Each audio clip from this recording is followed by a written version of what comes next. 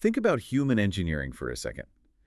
When we want to move a machine through the air or, launch something into space, we basically just rely on brute force. Oh, absolutely. It's all about pushing as hard as possible. Right, like we take a hollowed out metal tube, we fill it with thousands of gallons of highly explosive liquid, we light a match, and we just forcefully push mass out of the back so we can rocket forward. I mean, it is loud, it is incredibly violent, and it fights the natural environment every single step of the way. Yeah, it's Newtonian physics in its absolute most aggressive form. You push fire down, the ship goes up. Exactly. We're essentially just punching a hole through the atmosphere. And, I mean, it works. It got us to the moon, sure, but it is incredibly inefficient. It's kind of the technological equivalent of using a battering ram to open a door. Yeah, a really loud battering ram. But what if you could just throw out the battering ram entirely? What if, instead of fighting the environment, you could simply bend it to your will? That is the ultimate question, isn't it? Right. What if the machine didn't push through space, but actually manipulated the very fabric of space around it? See, that requires a complete paradigm shift because you are no longer talking about propulsion in any traditional sense. You're talking about altering reality. Exactly. You are changing the rules of the physics engine we live in at a localized level.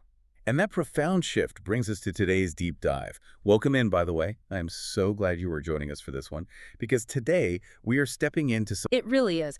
And Jeremy Corbell plays a crucial role here. He is a contemporary artist and an investigative documentary filmmaker. He's really the person who brought this incredibly complex story to a modern audience. Yeah, he contextualized it brilliantly. He did, mostly through his popular Netflix film, Bob Lazar, Area 51 and Flying Saucers. He helped document and frame these claims so the public could actually examine them rather than just relying on, decades-old rumors floating around. Okay, let's unpack this, because Lazar's story is massive. I mean, it involves government secrecy, whistleblowing, and just decades of cultural debate. A lot of noise, yeah. So much noise. But for our mission on this deep dive, we are drawing a very hard boundary. We are pivoting strictly away from the cultural noise and focusing entirely on the physics, the architecture, and the specific engineering claims made about the craft itself. We really just want to look closely at the blueprint. What's fascinating here is that to truly understand the sheer scale of what's being described, we have to establish an inquisitive analytical baseline. Right. We are setting aside all outside skepticism today. Just for the sake of the exercise. Exactly. We are going to treat these descriptions purely as an internal mechanical schematic. If this technology exists exactly as described in our source material, how does it work? What are the physical laws it is allegedly exploiting? Right. So before we can even talk about the incredible effects this craft has on the world around it, we have to understand its internal anatomy. And Lazar's description is surprisingly specific. Very specific. It's not just some glowing magic orb. No, not at all. It is a machine with a sequence of operations. According to the blueprint, the absolute core of this craft is a reactor situated dead center in the middle of the floor plan. Right. But it isn't burning jet fuel. No, the mechanics of how this reactor generates power are crucial to everything else the ship does. The source material details a system running on a super heavy stable element, which is famously referred to in these claims as element 115. Element 115, right. But the reactor doesn't just burn it like coal. It actually operates as an antimatter reactor. Oh. Yeah, the system allegedly bombards this heavy element to produce antimatter, which then reacts with normal matter. And when matter and antimatter collide, I mean, they annihilate each other perfectly. Exactly. Total 100% energy conversion. It is literally the most efficient energetic reaction theoretically possible in physics. But instead of just creating heat to, boil water and spin a turbine like a traditional nuclear plant does. Right, which is basically steam tech. No, this specific annihilation creates a massive electrical and thermionic gradient. And that gradient is then converted directly into a raw, synthesized gravitational wave. Okay, so you have this immense, raw gravitational energy sitting perfectly in the center of the room. But energy just sitting in a box isn't propulsion. It has to go somewhere. Right. And from this central reactor, Lazar describes a component called a waveguide. This waveguide travels directly upward from the reactor, going vertically to the top of the craft, culminating in a small appendage that physically sticks out at the very peak. The terminology there is really important. In conventional human engineering, a waveguide is a physical structure that guides electromagnetic or sound waves. Like in a microwave. Yes. Think of the magnetron in your microwave oven at home. It uses a waveguide tube to channel the microwaves directly into the food chamber without losing energy along the way. Oh, okay. Or like fiber optic cables. Exactly. Those are waveguides for light. They direct the flow and prevent the energy from scattering. To help you visualize this internal structure as we talk about it, think about a standard open umbrella. Oh, I like that. The handle, the part you grip right in the middle, that is your central reactor. That is the origin point of the power where that antimatter annihilation is happening. Right. Then you have the central metal shaft of the umbrella going straight up. That shaft is the waveguide. And it directs the energy. Yes, and if you follow that shaft all the way up, past the fabric canopy, there is always that little metal tip poking out at the very top. Oh. That tip is the small appendage Lazar describes, sticking out at the top of the craft. And this layout is not merely structural, it is highly functional. That waveguide is taking that raw, unfocused gravity wave from the reactor and channeling it upward with perfect focus. But they actually use that wave to fly. It needs to be modified, right? Yes, modulated. And this is where the core technology comes into play, the gravity amplifiers. The gravity amplifiers. Yeah. Because raw gravity just pulls things toward it. Exactly. So how do the amplifiers change that? Well, think of the reactor like a bare light bulb. It just radiates energy equally in all directions. Right, just scattering everywhere. But the gravity amplifiers act like the specialized reflector dish inside a flashlight. They take that scattered energetic potential, focus it, phase it, and project it as a highly directed, basically weaponized force. Wow. The central architecture serves as the delivery system for these amplifiers. The reactor generates the waveguide directs it up, and that little appendage at the top acts as the ultimate emitter. Wait, I'm struggling with the geometry here, because Lazar states that the exact function of that top appendage is to produce a heart-shaped gravitational distortion around the craft. A cardioid distortion, yes. But when I think of gravity, I think of planets. I think of perfect spheres. Earth's gravity pulls equally toward the center from all directions. Right, spherical. So why a heart shape? How does a mechanical wave generated at the center and projected straight out the top suddenly fold back around a craft to create that specific curvature? Well, if we connect this to the bigger picture, we really have to separate natural gravity from synthesized gravity. Okay, how so? Natural gravity is passive. It is an unavoidable byproduct of mass. Think of a heavy bowling ball sitting on a soft trampoline. It passively pulls everything toward its center spherically. It doesn't have a directional nozzle focusing its weight. Okay, that makes sense. Passive mass equals a spherical pull. But what is being described here is an active engineered field. The gravity wave is pushed forcefully up the waveguide to the top appendage and emitted. The whole purpose of the wave is to envelop the craft entirely. So the wave propagates upward from the tip, but the field dynamics force it to cascade outward and down, basically wrapping around the entire hull of the ship. Oh, wow. It operates very much like a magnetic field wrapping around a bar magnet.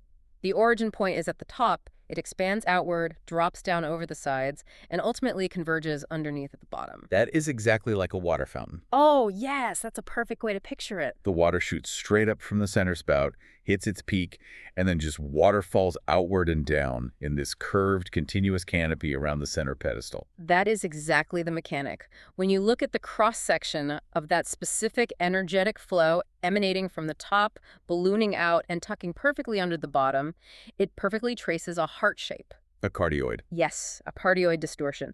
The craft is literally bathing itself in an active cascade of gravitational energy. Which fundamentally changes how it interacts with the Earth. Completely. I mean, the craft isn't flying by, pushing off the air like an airplane.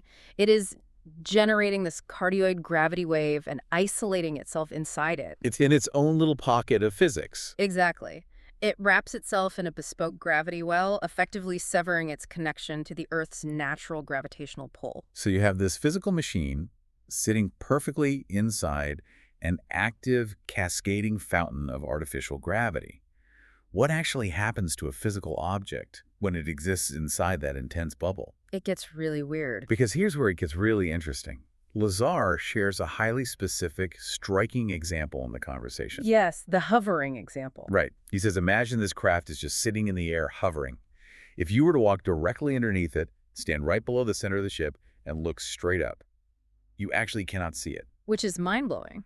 You are looking directly at a massive metallic machine, and your eyes register nothing but empty sky. It completely defies our everyday sensory experience, but, he explains it purely through the mechanics of physics. He talks about visual frequencies literally bending around the craft. So what does this all mean? How do we wrap our heads around a physical object being right in front of us, but just failing to exist visually? It's a tough concept to grasp. I was trying to picture this, Mm. and I thought about a fast-flowing river. Okay.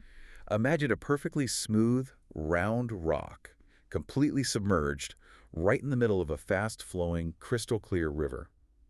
The water is rushing down, it hits the rock, but because the rock is so smooth, the water just seamlessly parts. Right. It flows perfectly around the curved sides of the rock, and then immediately recombines on the other side. Without a single ripple or disruption in the flow. Exactly. If you were standing downstream, looking back up the river, you don't see a giant hole in the water. You don't see dry riverbed.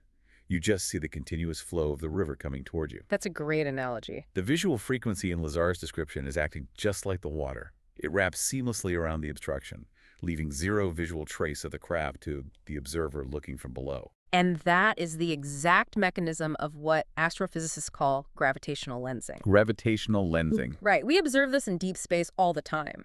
Einstein's theory of general relativity proved that massive objects like galaxies or supermassive black holes physically warp the fabric of space-time. They bend the rules. Literally. Mhm. When starlight travels through that warped space, its path is forced to bend along the curve.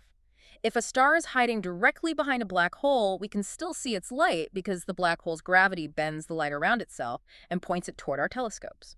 Which is a firmly established scientific fact. We have photos of this. Absolutely. But the claim here is taking that massive galactic scale physics and just shrinking it down to a 50-foot metal disc hovering over the Nevada desert. Yes. The engineering claim is that the antimatter reactor is generating an artificial gravitational distortion so intense and so perfectly controlled within that cardioid geometry that it acts as a localized lens here on Earth. That is wild. Right. So the light from the sun, or the stars, or the clouds above hits this dense gravity bubble. Because the gravity field is so intensely warped, the light literally cannot travel in a straight line to strike the metallic hull. It has to go around. Exactly. It is caught in the curvature of the field, follows the path of the distortion around the sides of the ship, and then shoots straight down into your eyes as you look up. So when I am standing under it, I am not seeing the bottom of the spaceship. I am physically receiving the light from the sky that is located entirely above the ship. Precisely. The ship effectively edits itself out of the visual spectrum by rerouting the light entirely around it. Wow. And the physics of this distortion do not stop at visible light. Lazar explicitly notes that this same intense gravitational field bends radio waves as well. Which has massive, massive implications for modern defense. Yeah. Because that means it's completely invisible to radar. Exactly. Think about how human stealth technology works right now. If we build a stealth bomber, we design it with sharp, jagged geometry to scatter radar waves away from the receiver. And we paint it with highly specialized radar-absorbing materials, but we are still playing completely inside the rules of the environment, just trying to minimize our footprint. We're essentially just hiding in the bushes really well. Right. But this technology dictates entirely new rules. A radar dish sends out a radio wave, expecting it to bounce off a physical object and return. Ping and pong. Yep. But when that wave hits this synthesized gravity well, it just seamlessly follows the curved space around the craft and continues on its way. It never bounces back. Because the wave never actually touches the ship. Exactly. The radar operator just sees an empty sky. It is total optical cloaking and total electromagnetic invisibility. That is just wild to process. The propulsion system is the camouflage. It's all one thing. Right. It is not a secondary system you have to flip a switch and turn on. The exact same field that isolates the craft from Earth's gravity so it can fly natively bends the light and radio frequencies just as a byproduct. It is a deeply, perfectly unified system. The mechanics of moving and the mechanics of hiding are the exact same mechanism. Okay, let's take a breath and briefly recap this incredible mechanical journey, because it is a massive amount of theoretical physics to process. It really is.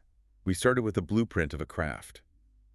Dead center at S-4 is a reactor utilizing an antimatter annihilation to generate immense raw energy. Right. That energy is channeled directly upward through a specialized vertical waveguide. It travels up the central shaft, just like your umbrella analogy. Exactly. It hits the small top appendage, encounters the gravity amplifiers, and cascades outward. Right. It forms this incredibly intense heavily engineered, heart-shaped gravitational distortion field that drops down and wraps around the entire physical structure of the ship. A localized bubble that fundamentally alters the space-time in its immediate vicinity. The end result of this active fountain of gravity is a craft that can sit right above your head, completely invisible to the human eye and tracking technologies, because that localized well is effortlessly bending light and radio waves around its exterior. It is a masterclass in theoretical physics brought to life. It truly is. But, if we accept these mechanics, even just as a strict thought experiment based on the source material, this raises an important question. Okay, what's that?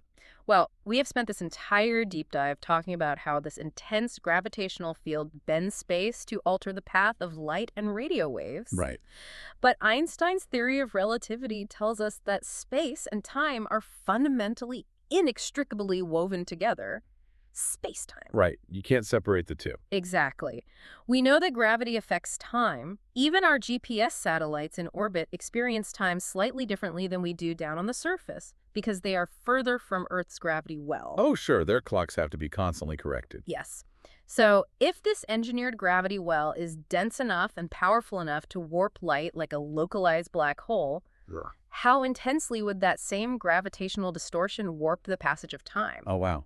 I hadn't even considered the internal experience. Think about the occupant. If you are sitting inside that central reactor room, right inside the quiet eye of that gravitational hurricane, your relationship with the timeline of the outside world might be completely altered. Because of the gravity. Yes, the intense gravity would cause severe time dilation. Seconds passing for the occupant inside the craft could be minutes, or hours, or maybe much more for the person standing underneath it looking up at the empty sky. That is terrifying. The visual cloaking might just be the absolute tip of the iceberg regarding what this field actually disrupts. That fundamentally breaks how we experience reality. The idea that stepping into that machine and powering up those amplifiers doesn't just isolate you from gravity and hide you from sight, but literally detaches you from the world's clock. It is the unavoidable consequence of manipulating physics to this extreme degree. You simply do not get to bend space without bending time. Well, you, the listener, I really hope you brought a notepad for this one because we covered a tremendous amount of ground today. A lot of heavy physics. Thank you so much for joining us on this deep dive into the truly mind-bending mechanical claims of Bob Lazar and the physics of S-4. It is a striking reminder that sometimes the most incredible engineering doesn't rely on brute force, loud explosions, or technological battering rams. Sometimes it's about finesse. Absolutely. Sometimes the ultimate power is the silent, elegant ability to completely rewrite the physical rules of the environment around you. Keep looking up, keep asking questions, and keep wondering about the unseen forces around you.